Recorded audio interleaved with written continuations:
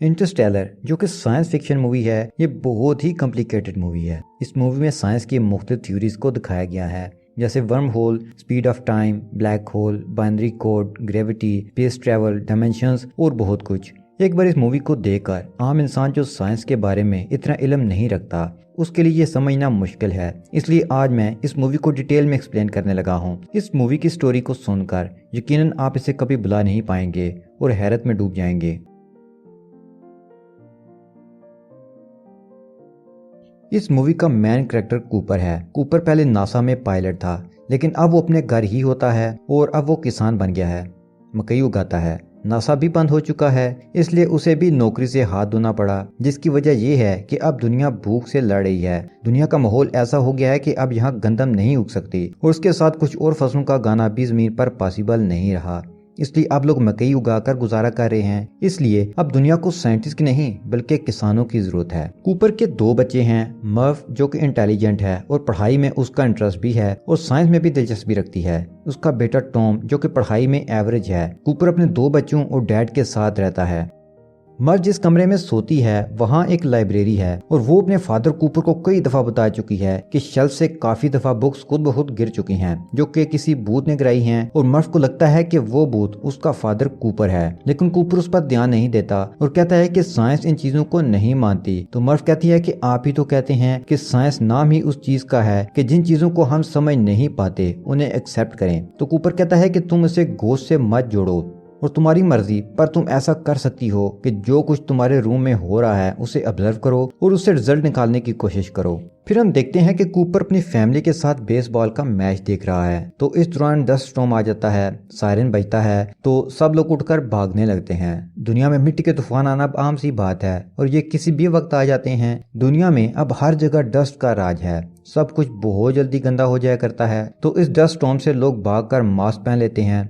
Cooper वहां से सबको लेकर घर पहुंचता है तो हर तरफ धूल ही धूल थी। मर्फ के रूम में खिड़की खुली रह गई थी, इसलिए बहुत ज्यादा धूल थी। मर्फ के रूम के फर्श पर धूल में कुछ लाइंस बनी हुई थी। तो मर्फ कहती है कि देखें आज फिर भूत ने यह काम किया। तो कूपर से कहता है कि तुम टॉम के रूम में सो जाओ, मैं यहाँ रहकर ये जानने की कोशिश करता हूँ कि यहाँ आखिर चल क्या रहा है। सुबह जब मर्फ आती है तो कूपर वहीं था और कहता है कि किताबें गोश्त की वजह से नहीं बल्कि ग्रेविटी की वजह से गिरती हैं। वो एक सिक्का उछालता है जो मिट्टी की लाइन के ऊपर जाकर गिरता है, लाइन के बीच में नहीं। कूपर कहता है कि ये एक मैसेज है जो बाइनरी कोड के रूप में भेजा गया है। बाइनरी कोड कंप्यूटर की ज़बान है जिसमें एक और जीरो का इस्तेमाल होता है। जिस तरह हम अल्फाज की मदद से किसी को ईमेल या मैसेज भेजते हैं, इसी तरह बाइनरी कोड के इस्तेमाल से भी हम मैसेज भेज सकते हैं। तो कूपर क्योंकि साइंटिस्ट भी था और नासा में काम भी कर चुका था, तो वो इस मैसेज को डिकोड करता है तो उन्हें एक लोकेशन का पता चलता है। लेकिन वो जब इस जगह के अंदर जाने की कोशिश करते हैं तो वहाँ अचानक सिक्योरिटी आ जाती है और उन्हें पकड़ लेती है। फिर हम देखते हैं कि कूपर से एक रोबोट तफ्तीश कर रहा है। इस दौरान वहाँ एक लड़की एमिली आ जाती है जो एक साइंटिस्ट है। वो उसे एक रूम में ले जाती है जहाँ बहुत सारे लोग बैठे होते हैं और उसकी बेटी मर्फ भी वहीं होती है। एमिली के फादर प्रोफेसर ब्रायन भी वहीं होते हैं। कूपर नासा में काम कर चुका होता है, इसलिए वो प्रोफेसर ब्रायन को जानता था। वो सब ये जानना चाहते थे कि आखिर कूपर को इस जगह का कैसे पता चला, क्योंकि ये खुफिया जगह थी जिसके बारे में किसी को इल्म नहीं था। कूपर बताता है कि उसे इस जगह के बारे में जैसे पता चला वो साइंटिफिक नहीं लगता लेकिन बहुत अजीब है। मर्फ कहती है कि हमें ग्रेविटी की मदद से उस जगह के बारे में पता चला। वहाँ एक आदमी कहता है कि हमें सीधी तरह बताओ कि इस जगह के बारे में तुम्हें कैसे पता चला। तो कूपर को कुछ समझ नहीं आ रहा था कि यहाँ क्या चल रहा है और ये क्या जगह है। तो वो कहता है कि पहले मुझे इस बात की गारंटी दो कि मुझे और मेरी बेटी को यहाँ से जाने दोगे। प्रोफेसर ब्रायन उससे बोलते हैं कि क्या तुम्हें हमारे काम के बारे में बिल्कुल नहीं पता।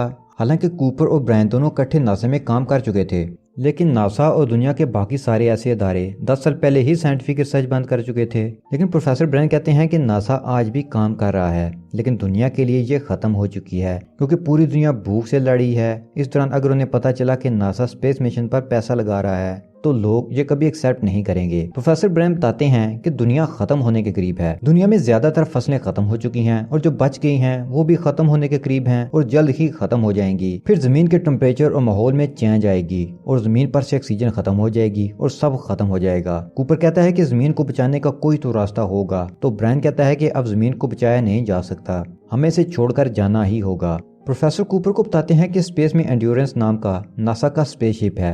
हमारे पास अभी भी कुछ फ्लाइंग ऑब्जेक्ट्स हैं जिससे हम उस तक पहुंच सकते हैं। उस सैटर्न सियारे के करीब 48 साल पहले खुद ब खुद एक वर्म होल खुल गया था। वो अब भी वहीं है। हम उसकी मदद से कायनात में सफर कर सकते हैं, लेकिन अभी हम उसकी मदद से दूसरी गैलेक्सी में बहुत ही कम वक्त में जा सकते हैं। हमारी जमीन मिल्की वे गैलेक्सी में है जिसमें हमारे सूरज जैसे अरबों सितारे हैं। इसी तरह कायनात में हमारी गैलेक्सीज की तरह की अरबों गैलेक्सीज हैं और इन अरबों गैलेक्सीज के खरबों सितारों के कई खरब सियारे। यकीनन दोस्तों, हमारी कायनात हमारी सोच से भी बड़ी है और फासले भी इंतहाई ज्यादा हैं। हम वहाँ अपने इस मालूम इल्म और वसाइल से तो कभी भी नहीं जा सकते। वर्म होल के बगैर तो हमें दूसरी गैलेक्सीज में जाने के लिए हजारों साल लग जाएंगे और इंसान की इतनी उम्र है नहीं कि वहां तक जिंदा पहुंचकर मिशन कंप्लीट करे, और जमीन के पास भी कुछ साल ही बचे हैं। दोस्तों, वर्म होल एक ऐसी चीज है जिसकी मदद से हम इंतहाई कम वक्त में एक जगह से दूसरी जगह जा सकते हैं। नॉर्मल सफर में एक जगह से दूसरी जगह जाने में अगर 1000 साल लगते हैं तो वर्म होल के जरिए वही सफर हम कुछ सेकंड में कर सकते हैं। प्रोफेसर ब्रायन कहते हैं कि हमें नहीं पता कि कौन है, पर कोई एडवांस मखलूक स्पेस में कहीं है जो हमारी मदद कर रही है। ये वर्म होल भी उसी ने खोला है। ब्रायन कहता है कि हम पहले ही 13 एस्ट्रोनॉट्स को इस वर्म होल के जरिए दूसरी गैलेक्सी में भेज चुके हैं, जहाँ इनका मिशन दूसरे सियारों को ढूंढना है जहाँ इंसानी जिंदगी मुमकिन हो सके। जब वो लोग वहाँ कोई ऐसा सियारा ढूंढ लेंगे तो अपने रोबोट की मदद से हमें सिग्नल भेज देंगे। इन 13 में से 3 एस्ट्रोनॉट्स के उन्हें सिग्नल मिले हैं, लेकिन वो बात नहीं कर सकते, इसलिए वो इन तीनों प्लैनेट्स पर मिशन भेजेंगे और देखेंगे कि किस प्लैनेट पर जिंदगी मुमकिन है। तो उसके बाद प्रोफेसर ब्रायन के पास 2 प्लान हैं। Plan number 1, professor Brian gravity पर काम कर रहे हैं। उसमें कामयाबी के बाद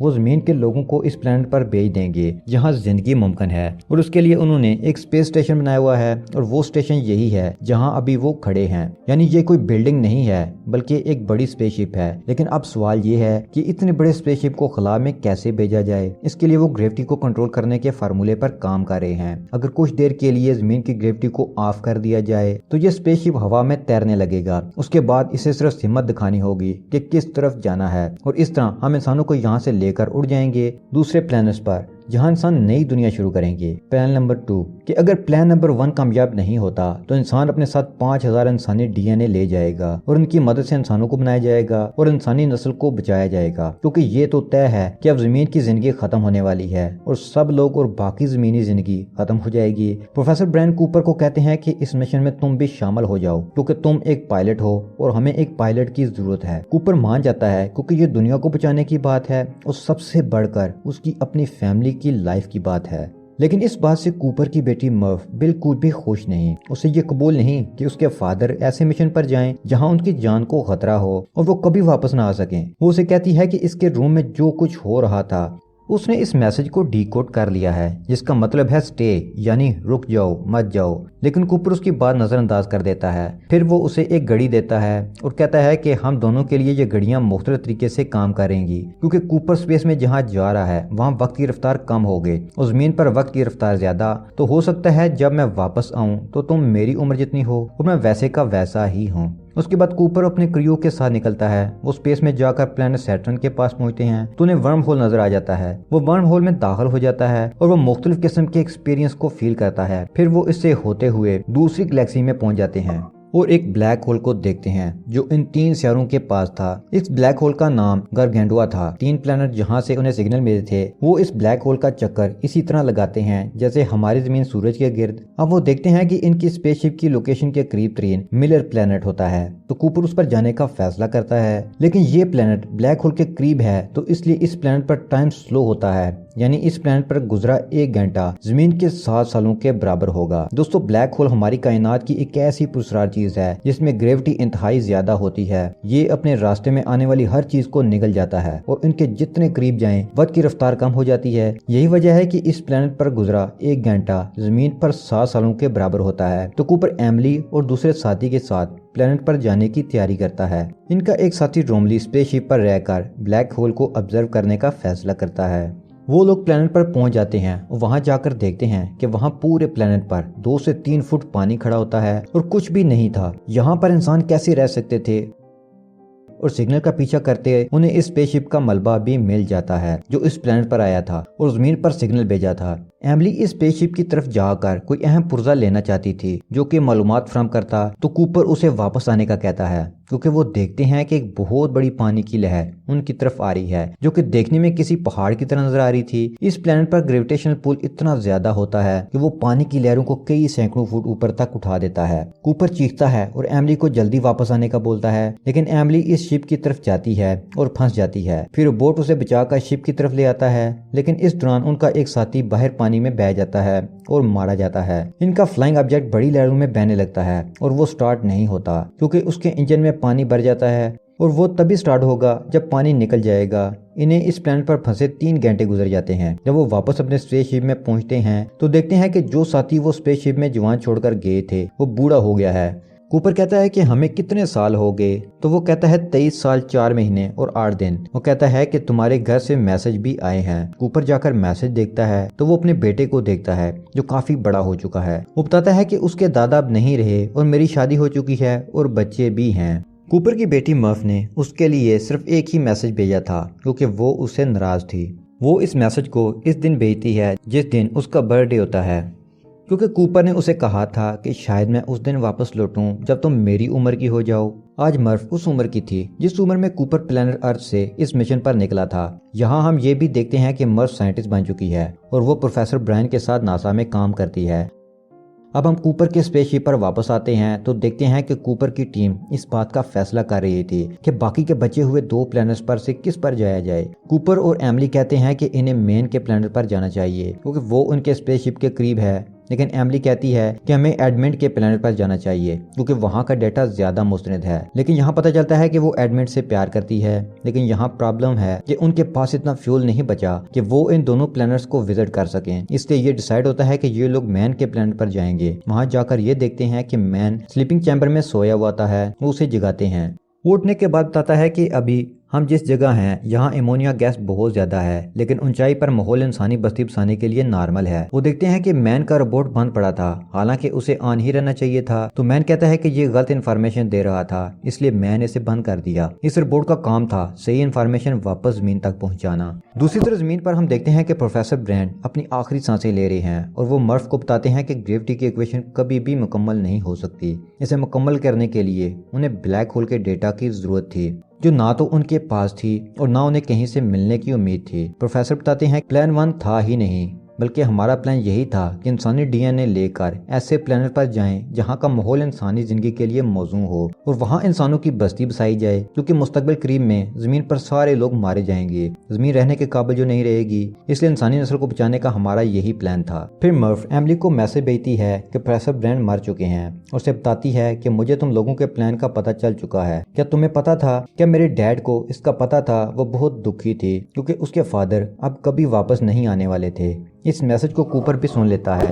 अब वो ये फैसला करता है कि वो इस प्लेनेट से निकलकर वापस ज़मीन पर जाएगा और अपने बच्चों से मिलेगा। तो कूपर का साथी उसे कहता है कि जब तुम ज़मीन पर वापस जाओ तो ब्लैक होल से होकर जाना और रोबोट को इसमें छोड़ देना ताकि रोबोट वहाँ से डेटा कलेक्ट करे और ज़मीन पर भेज सके, जो कि प्रोफेसर ब्रायन की ग्रेविटी की इक्वेशन को मुकम्मल करने के लिए काम आएगा। फिर कूपर को पता चलता है कि मैन ने उनसे झूठ बोला था। इस प्लेनेट पर ऐसी कोई जगह नहीं है जहां इंसान रह सकें। मैन जमीन पर गलत डेटा भेजता है ताकि वो कोई शिप यहां भेजें और वो यहां से निकलकर वापस जमीन पर जा सके। तो वो कूपर और उसके साथियों को मारने का प्लान बनाता है ताकि उसके खिलाफ सच बताने वाला कोई भी ना बचे। वो कूपर को मारने की कोशिश करता है, लेकिन एमिली उसे बचा लेती है। वो उनके एक साथी को मार देता है। फिर मैन फ्लाइंग ऑब्जेक्ट में बैठकर खला में एंड्योरेंस शिप पर जाता है ताकि वहां से वो जमीन पर वापस जा सके, लेकिन वो फ्लाइंग ऑब्जेक्ट सही तरह से कनेक्ट नहीं कर पाता तो ब्लास्ट हो जाता है, जिससे वो मारा जाता है। शिप को काफी नुकसान पहुंचता है। फिर कूपर आ जाता है और बड़ी महारत से अपना फ्लाइंग ऑब्जेक्ट शिप से कनेक्ट कर देता है।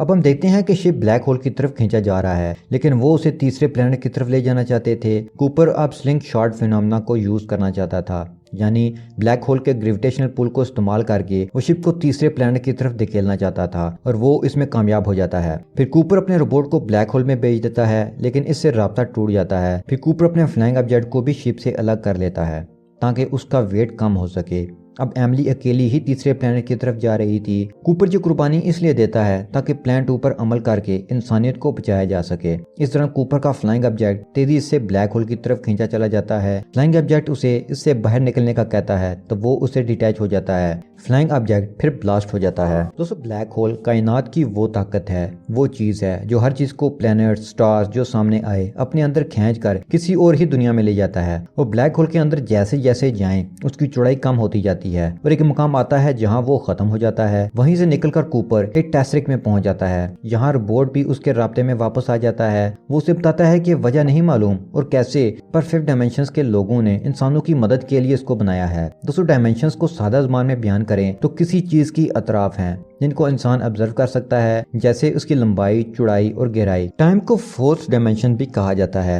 लेकिन ये चौथी हतमी नहीं है। साइंसदानों के कुछ तजर्बात की बिना पर ये इशारे मिले हैं कि हमारी कायनात में 11 डायमेंशंस हैं और हमारा दिमाग भी 11 डायमेंशन स्ट्रक्चर को ऑब्जर्व कर सकता है, लेकिन हमें जरा सा भी इल्म नहीं कि ये बाकी 8 डायमेंशंस क्या है, वहाँ क्या है। अगर हम इन डायमेंशंस को पा लें तो हमारी इंसानी नस्ल कितनी तरक्की कर जाएगी। बहरहाल ये अभी तक एक पहेली है और कूपर अभी फिफ्थ डायमेंशन में दिखाया गया है। ये फिल्म बनाने वालों का एक आइडिया है जो कि कमाल का है। तो हम देखते हैं कि इस टेस्ट्रिक में कूपर अपने घर को देख रहा होता है, मर्फ के कमरे की लाइब्रेरी के पीछे से और बाकी जगहों से भी। यहाँ ये आगे पीछे मूव करके किसी भी टाइम में जा सकता था बहुत ही आसानी से। यहाँ वो अपनी बेटी मर्फ के बचपन को देखता है, वो उसके सामने है लेकिन वो उससे बात नहीं कर सकता, ना कांटेक्ट कर सकता है। तो वो किताबें गिरा कर उसे अपनी मौजूदगी का एहसास दिलाता है। आपको याद होगा कि शुरू में मैंने बताया था कि मर्फ अपने रूम में किसी भूत का जिक्र करती है जो किताबें गिराता था। तो अब हम देख रहे हैं कि वो खुद कूपर ही था जो कि इस टेस्ट्रिक में फंस चुका था और अब अपनी बेटी मर्फ से मदद के लिए किताबें गिरा रहा था। वो ग्रेविटी का इस्तेमाल करता है क्योंकि ग्रेविटी ही वो चीज है जो हर डायमेंशन में होती है। कूपर को मर्फ के रूम में जो बाइनरी कोड की मिट्टी की लाइन मिलती है वो भी कूपर ने ग्रेविटी की मदद से इस टेस्ट्रिक से बनाई होती है।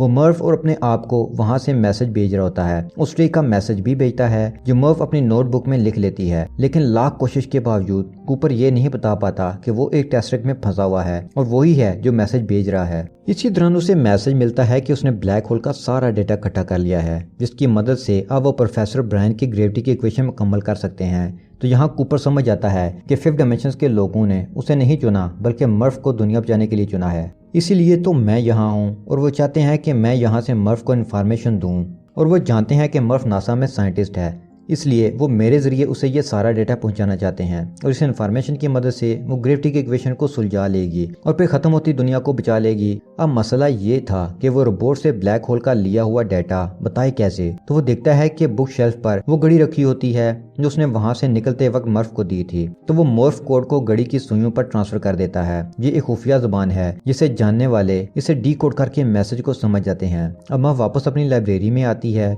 तो रूम में आकर उसे समझ आने लगती है कि शायद ये उसके फादर ही हैं जो उसे कांटेक्ट करने की कोशिश कर रहे हैं। वो कड़ियां मिलाती है और सब समझ जाती है। उसे वो घड़ी मिलती है और उसकी सुइयां अजीब तरीके से हिल रही थीं, तो वो इस मोर्स कोड को समझ जाती है और ग्रेविटी इक्वेशन को सॉल्व कर लेती है। इधर वो टेस्ट्रिक गायब होने लगता है और कूपर और रोबोट को इससे बाहर फेंक दिया जाता है। तो कोई दूसरे एस्ट्रोनॉट्स इसे ढूंढ लेते हैं। उसकी आंख खुलती है तो वो एक स्पेस स्टेशन पर होता है जिसका नाम कूपर स्टेशन होता है और उन्होंने उसके जमीन के घर जैसा घर वहां भी बनाया होता है क्योंकि वो ब्लैक होल में कुछ वक्त रहा। तो अब जानते हैं कि ब्लैक होल में गुजारे कुछ मिनट बाकी दुनिया के कई सालों के बराबर होते हैं। तो यहाँ काफी वक्त गुजर चुका था। ये स्टेशन कूपर के नाम पर नहीं बल्कि मर्फ कूपर के नाम पर बना होता है। उसके बाद वो अपनी बेटी से मिलता है जो 100 साल के करीब होने वाली थी। अगर वो जमीन पर होता तो इस वक्त कूपर की उम्र 125 साल होती। तो कूपर उसे कहता है कि मैं ही तुम्हारा भूत था। मर्फ कहती है कि मैं जानती हूँ और अब मर्फ उसे कहती है कि उसे अब वापस मिशन पर जाना चाहिए, मेरे पास मेरी फैमिली है। अब कूपर नए मिशन की तैयारी पर था। इधर तीसरे प्लेनेट पर हम एमिली को देखते हैं जो वहां पहुंचकर अपना हेलमेट उतार देती है, जिसका मतलब था कि इस प्लेनेट पर ऑक्सीजन है और इंसान यहां नई जिंदगी शुरू कर सकते हैं।